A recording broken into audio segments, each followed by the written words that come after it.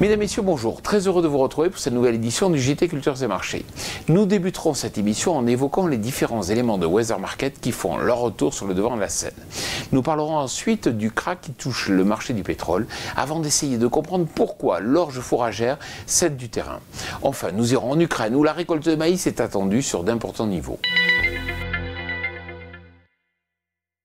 Comme c'est généralement le cas à cette période de l'année, les incertitudes liées au climat font leur retour.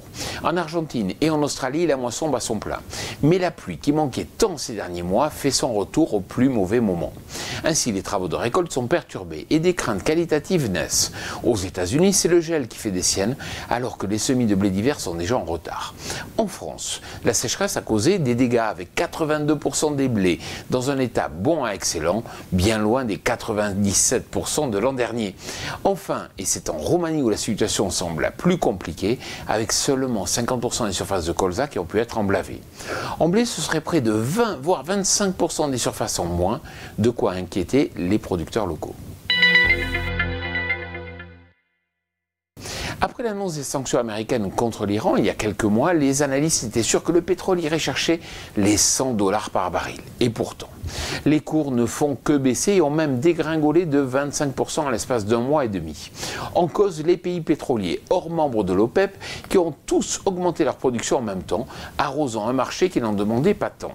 Le ralentissement de la croissance mondiale joue également sur la diminution de la demande et donc sur la hausse des stocks.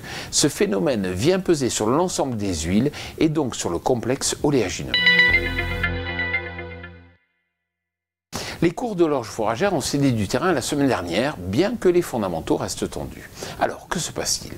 Pour comprendre, il faut se tourner du côté de l'Australie, où les disponibilités s'accumulent à l'heure de la moisson. Sauf qu'à ce jour, le débouché chinois n'est pas porteur, obligeant les opérateurs à se battre pour exporter vers d'autres origines, comme l'Arabie Saoudite.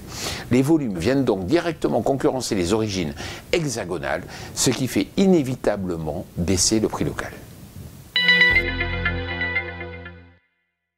34,8 millions de tonnes, c'est le volume de maïs que devrait produire l'Ukraine cette année.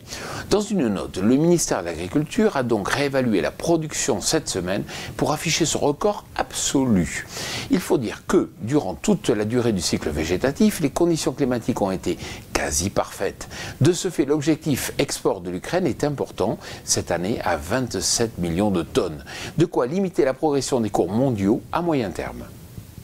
Alors si vous aussi vous recevez un email qui vous informe de la mise en ligne de ce JT, je vous le dis chaque semaine, n'hésitez pas à le transférer à tous vos amis, à tous vos collègues. Cela nous aide à mieux faire connaître notre émission. Je vous souhaite une excellente semaine.